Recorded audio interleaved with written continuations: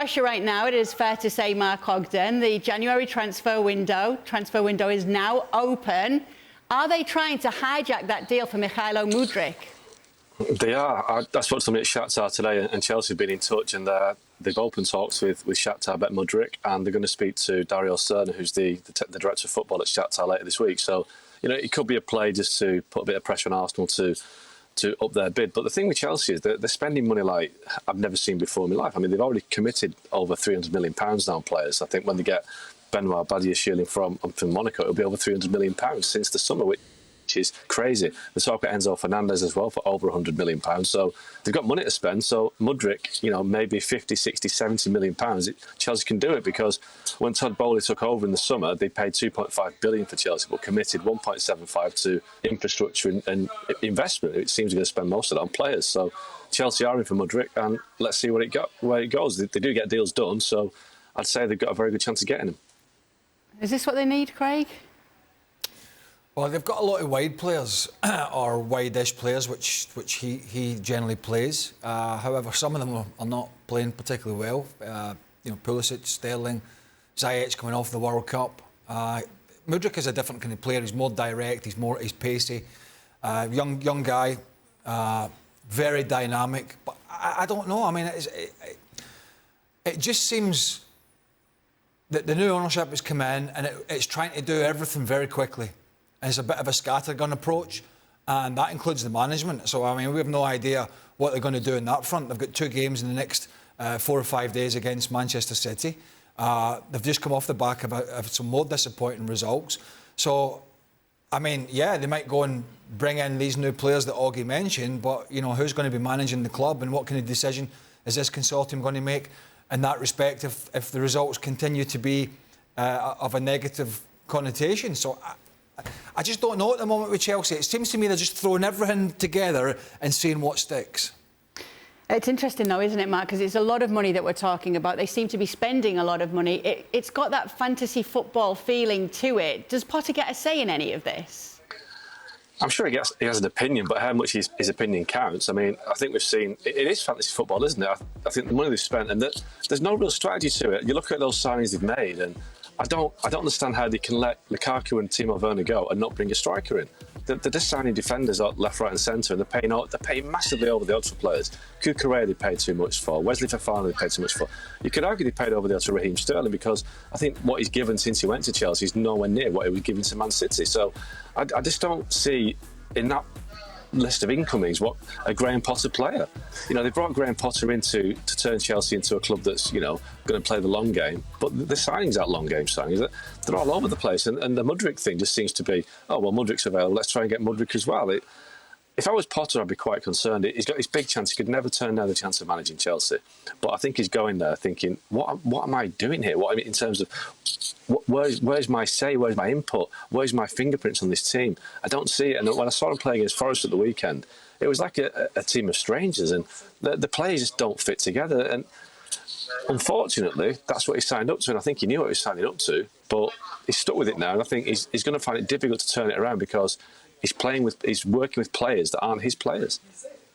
Frank, do you share Mark's concerns about Graham Potter? I do, because we saw many times at Chelsea, coaches coming and going, and it's sad in a way that if Mr. Potter knew that he had no fingerprints to put inside the club, he shouldn't have signed, because he knows that he will be in a washing machine and he will never see any or make any comment about what he says about the player signing, and of course somebody has to pay the price, and it's always the coach who pays the price because he's the only one. You cannot change 5 or 6 players. I said yesterday in the show, or 2 days ago in the show, you have to change, in order to be better, 5 or 6 players who normally plays. I don't want to mention names because it's not my duty to do so, but we all see what's going wrong inside that team. I don't think Mr. Potter has a chance to build something. I thought he was picked to change the way of thinking of Chelsea, not buying stars, but building something with young players with Mason Mount, for example, and so many other players who could bring something to the club. Fofana was a very good idea for the future, and we see all those players struggling because there is no idea, there is no plans whatsoever from anybody. And the only one who can have a plan is Mr. Potter, because he's at the head of the team. It's not Mr. Bolly, it's nobody from the board, it's not, of course, the press, he can't even be the players. It has to be Mr. Potter. But if he cannot say anything, of course, you're going to go for a big mess. If he cannot buy the player he wants and he's forced to play those players the board signs, it's become a big mess. And it's what we have right now. And as Craig said, you buy players, you put everybody, you almost steal players from other clubs to make sure that you get all the players, but you don't know what to do with it. So it's a big mess. I'm concerned for him. I think this is going awry very quickly. When he went into Brighton, he replaced Chrissy Houghton, who I thought, and I do think he's a good manager with lots of experience, but he's very pragmatic.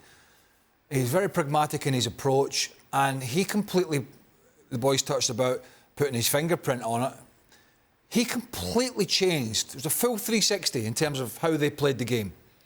Brighton were a team that survived and been hard to beat.